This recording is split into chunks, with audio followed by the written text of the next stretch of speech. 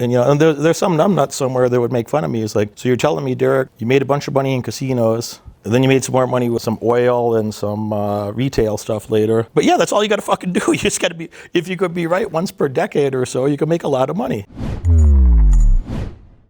I mean, look, plenty of critics out there. You know what?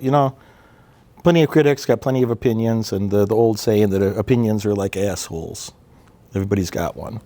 And I don't give a fuck about most people's opinions. So, if they could be, they can talk about their fulfillment and, and I'm not saying this, a lot of people that use those type of words, fulfillment, purpose is like some hippie shit. It's like it's an excuse to not go do something that they know they're supposed to be doing. And the whole world is going to support that, all right? I'll be the outcast, I'll be the outlier. The whole world's going to say, oh yeah, purpose, oh, fulfillment. This is the middle class shit that I talked about on Friday. This is one of these middle class traps that, you say, the real meaning of life is my family.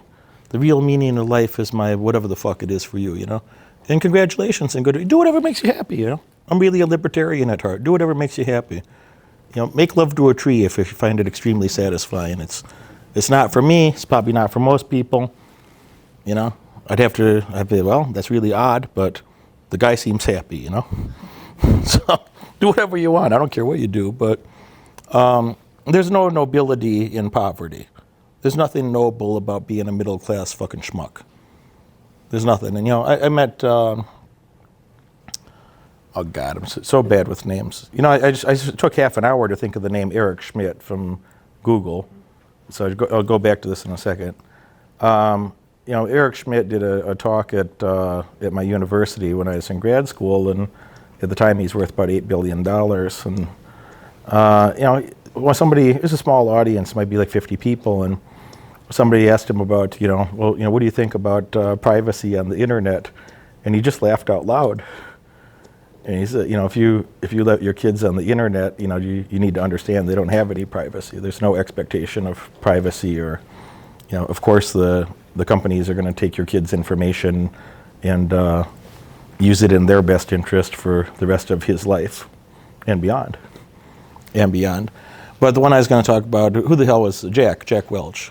Jack Welch was the CEO of General Electric, and I had the privilege to meet Jack before he died, and in a small group setting, about 10 of us. And Jack was making fun of millennials, and Jack's got this heavy Boston accent, and he said,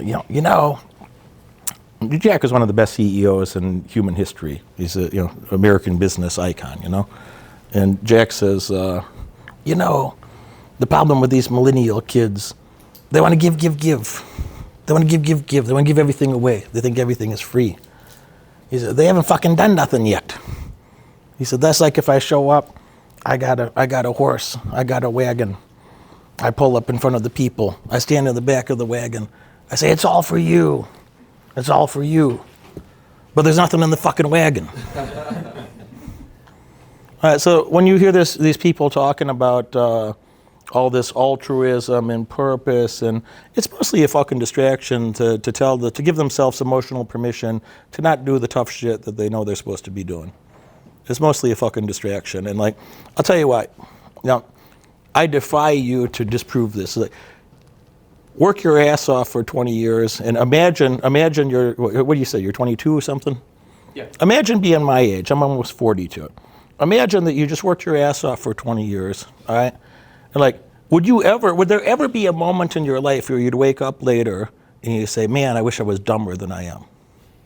No, never. Man, I wish I had less money. I got too much. Any of you ever have too much money? I want you to message me immediately, and I'm going to send you some wiring instructions. I'm going to help you the moment I find out. The moment I find out about this burdenous surplus of wealth, I want you to message me first, please. Wait for my response before you talk to anybody else about it. You'll have to pay taxes on that, though. Hey, we'll work it out. There's never going to be a permutation of reality. You're going to wake up and I got just too much money. I'm just too smart. I just worked too hard on my education. I spent too much time learning. There's not going to be a permutation of reality ever. You're going to wake up and be like, man, I have too many high quality friends. I wish I was hung out with more losers. You'll have the opportunity if you wake up later in life with too much money and too many good friends, and you're too fucking smart, you'll have the opportunity that, give the money away. You'll have the opportunity to fuck it up later. But I don't think there's ever going to be a permutation of reality that you're going to wake up later and think, I'm too smart. I got too much wealth. I got too many high quality people around me. But there's plenty of people that wake up later in life and they didn't do the things. They didn't acquire the information. They didn't curate and store that information in a pragmatic way. They didn't associate with the best people that they could have. They took a nap when you were working. And there's plenty of people that wake up later and wish they did more. So which one is going to be, which one is going to put you more at risk for a fucking disastrous future? So, when I hear this balance shit, I think it's disgusting. This work-life balance is for old people that are already wealthy. Work-life balance is not for you in your 20s. Yeah. Work-life balance is not for your 20s. Work-life balance is not for your 30s. When you wake up someday and you're like, I'm going to be dead 100 years before I spend my current net worth, then you might have a little more work-life balance. Mm-hmm. It's a focus of mine for next year. But that would not be possible if I didn't do the things I did in my teens, in my 20s, in my 30s. Now I can go fuck around. Now I can go do nothing if I want to. Mm-hmm. I can go sit in my fucking new gym. I could do nothing. I can look down and make fun of the peasants with no other purpose in life. I might spend years of my life just doing that, just looking smug by my window. I could if I wanted to. I can if I want to now. But do that later. Do that later. The idea that when young people say that, I literally feel a little nauseous. I seldom use that word because I don't have too many guttural feelings, but I literally feel a little nauseous when I hear them like, oh. Yeah. And I love work. I'm completely on point with you. I guess I'm worried about the work that I choose being the wrong work for me. I don't know what that means, but that's really what I'm worried about is trying to choose the right kind of work. You got to help somebody solve a problem. If you want to make money, and if you want to feel generally good about yourself as a human, you're going to have to help some of the other humans solve some problems. And the more useful you can make yourself to others, the more delighted they are to reciprocate. It's just a human nature thing. And it's the highest quality ones that'll reciprocate. The dummies don't even know. The dummies are too stupid to even know how useful you are.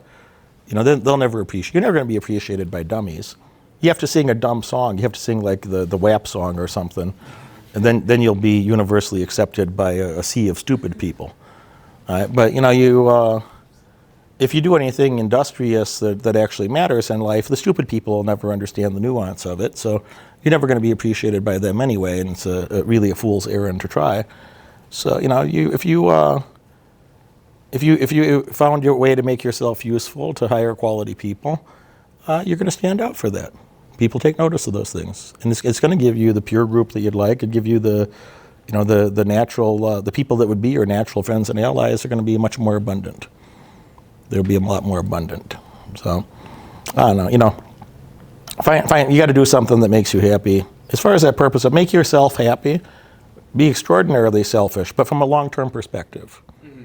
Be extraordinarily selfish, but the trouble is all the other idiots outside, they're selfish, so they want something right now. Yeah. Be extraordinarily selfish that you make investments in yourself today, they're going to still be paying you dividends 50 years from now. Be extraordinarily selfish that you're learning things and building infrastructure that's going to benefit your friends, your family, your loved ones for the rest of your life, and after your death for that matter. Mm-hmm. And anybody that tells you not to be selfish, be scared of that person because they're trying to fuck you over one way or another.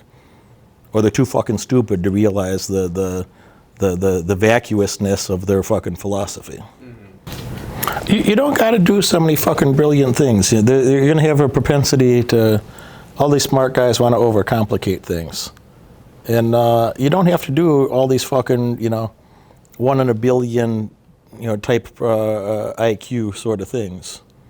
If you did a couple, just the example he just said casually or we created together, if you had, that's what I've been saying to him and him, so if you had a few $100,000 laying around, in that .com recession, what if you spend a few $100,000? What if you had $100,000 shares of Amazon, and then you just didn't do anything after that? You're retired. And by the way, you were too young at that time to know, but by the way, Amazon was still a big deal at that time.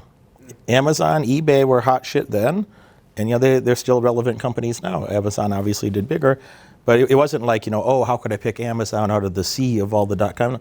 Amazon was in the headlines every fucking day. Amazon was a big, big, big thing back then. So it wasn't like some obscure company that later became valuable, Right. So you don't, and you get to fail a lot. And you're going to fail some, by the way. So, and as long as the order of magnitude of your successes outweigh the order of magnitude of your failures, you can still be silly rich. You can still make a lot of money. So, I don't know. I mean, I have two different thoughts about some of these business concepts. Is like, you better work your fucking ass off. You better work your fucking ass off to understand the fundamentals and foundations of how some of these things work. But, after you have that, it's like, it doesn't take a lifetime of brutality to go capitalize on it. It's like, if you could go see, I mean, I'll use the retail example because it's recent and it's a shared context that many of us have, but I'm looking at those retail stocks and I'm looking at the mall stocks and I'm just like, this is nonsense. This is not how humans behave over time. So, the media is your biggest friend in these crazy hysterias that when right before a bubble bursts, inevitably the media is hyping shit up. They say, can it go any higher? Can it go any higher? Say, oh my God, it's like a rocket. Can it go any higher? I remember the hoopla on housing derivatives. Mm-hmm. Everyone was talking them up, and I absolutely tested. I'm like, this is going to crash. It's going to crash. But at that time, I wasn't armed with the tools to know how to position myself to be able to take advantage of it. You did. Yeah, real estate never went down. Real estate always goes up. It always goes up. You can refinance it and, get a fucking ARM loan with a balloon payment, and you can refinance it later. Don't worry, because real estate always goes up. And then you just have people bidding it up and bidding it up and bidding it up. Yeah. So I was buying real estate through 2006, and by mid-2007, the prices were too high that the rents didn't cover the mortgages and expenses the way that they should have. From the years before that. Now, I was too stupid to sell the things I had at the peak of that market, but I was also smart enough to not buy any more. But I was also smart enough to refinance all that shit. And I had, like zero equity in a significant property portfolio, and I had a nice chunk of cash going into that 2008, 2009 recession. So I took all the cash out of that, smart enough to refinance it, smart enough to not keep buying it, too dumb to sell what I had. But I had a good chunk of liquidity because of that.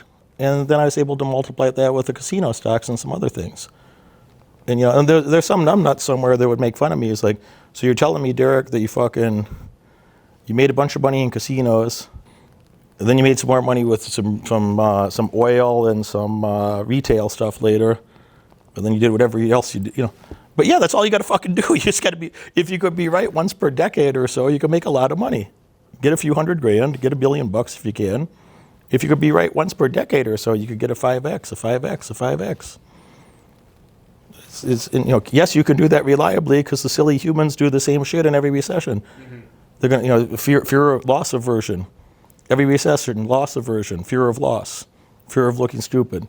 Every recession is, you can rely on the humans forever to be very, short-term focused, temporal discounting, concerned about their short-term emotions, no care for the future, literally incapable of imagining their future self or conceiving what their emotional state might be like, extreme discounting of their emotional future in favor of having comforts and leisure in the short term, to sacrificing their emotional future for their emotional present. Mm-hmm. That's what a credit card is. Mm-hmm. If nothing wrong with credit cards. I love my credit card. I spend a lot of money on it every month. But I also pay the bill. And if I didn't pay the bill, the only thing that you could justify buying with a credit card and not paying the bill is some educational something that's going to make you a better return in the future. I had student debt. I had student loan debt. I had plenty, and that was fine. It was fine. There's no problem with that. It was a great investment. Mm-hmm. Yeah. This nonsense where they want to cancel student loans is like, the university system is a fucking sham today.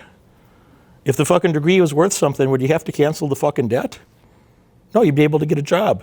If they were teaching people valuable skill sets, you'd be able to get a fucking job later. Right. And notice I said the word today, because I don't think that's true historically. I spent 9 years in school. It was very valuable to me. Changed my life. Changed my life. It was extremely valuable to me. But now it's an indoctrination for school used to be a place that you went to go to be smarter, to argue with other smart people and develop a more precise model of how the world works.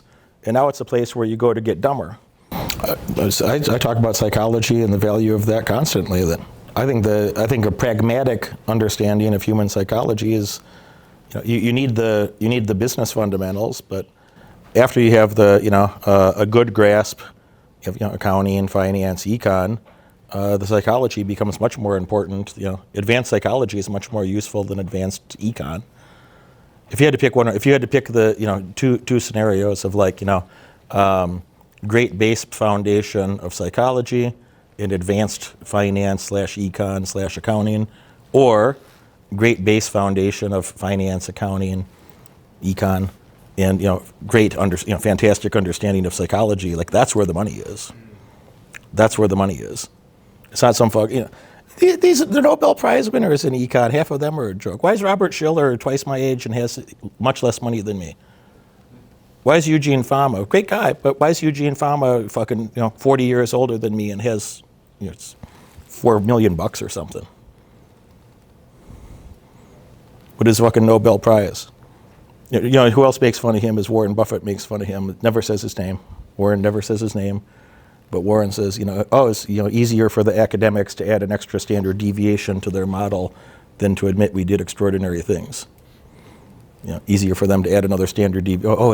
It's a Berkshire Hathaway is a 3 standard deviation event. Oh, now it's a 4 standard deviation event. So every couple of years they add another standard deviation. You understand statistics? Not as much as I should. Standard deviation is a measure from normality. It's a measure from the mean. So It's easier for them to say that this is an outlier event. Yeah. That's what he's saying. It's easier for them to say that it's for the academics, meaning Eugene Fama, efficient markets hypothesis, to say that this is an outlier event than to say that those men were talented or skilled and they outperformed the market because of skill, not random chance. So that's what. If you have a choice though, I think you should always mix, if you can, fulfillment with money, because there's a place where fulfillment means efficiency. For example, if you were to say, okay, there's money to be made in the industry of making clothes for dogs, but you hate dogs, you're gonna build a shitty company. If you're gonna work long days on something, you're gonna have to have a sincere curiosity about it. And if you're gonna create, if you're going to do the extra effort that it takes to create really high quality programs or services, is you have to actually like the client, the target market. You don't have to like every client. I get some clients I don't like. You know what I do? I don't take their money. They don't get to come on another program. It's nope, fuck that guy. Or it's not a fuck that guy on occasion. Occasionally it's a fuck that guy. But many times it's a, you know what? I could live without that one. I don't think it's not creating the ecosystem that I want to create. Got it. Which is more valuable to me on a long time horizon than a few $1,000s in the short term. So you're not gonna. It's really hard to outperform, to outwork everybody else if you don't have a sincere curiosity about what you're working on, and if you don't have a sincere, you want to help the client, you want the right type of person, you want to help your target market do well. Some people are going to buy it. That's not your target market, and you may or may not want to work with them. In general, you'll make that decision. But I haven't seen. I've seen people that work hard and made money at something that they don't really like, and then they have other weird psychological manifestations that come from that. We are 3/10 of the way through the entire program. That means week 3 out of 10 into Moneyberg's Market Mastery. And what I've learned how to do so far is I've learned how to conduct fundamental analysis on stocks. I've learned how to conduct technical analysis on stocks. And most importantly, I've learned how to understand the psychology of the stock market. I've learned how to analyze and understand cryptocurrencies, blockchains, and foreign exchange. The lessons have allowed me to conduct my own fundamental and technical analyses. I no longer have to rely on the analyses of a broker or an analyst. I can use their information to verify and check my own analyses and results. My confidence regarding markets has increased manifold. I now know when to enter and when to exit positions. And most importantly, I can make my decisions without emotions. My results have been phenomenal and have well exceeded my expectations. Derek has taught me how to think for myself and allowed me to optimize my financial future. His expert tutelage and guidance has allowed me to take advantage of one of the best investment opportunities in human history. I encourage you, before you invest any money in the markets, take Moneyberg's Market Mastery program. For me, the results were worth every penny I spent. Achieving markets mastery is priceless. Sign up for the Moneyberg Market Masteries program today. You owe it to your financial future and to your future financial success. Thank you. Thanks for watching. Success is not for everybody, and it may not be for you. If you are or are on your way to be a millionaire or multimillionaire, probably going to want to spend time with my clients. Probably going to want to have a personal relationship with me so we can accelerate that process, get you living up to your maximum potential, earning your maximum wage. You're going to want to click that follow button. You're going to want to click that bell and get notifications. Tune in every Friday. Tune in every Monday. You're going to love what you see. I look forward to having you as a client in the future.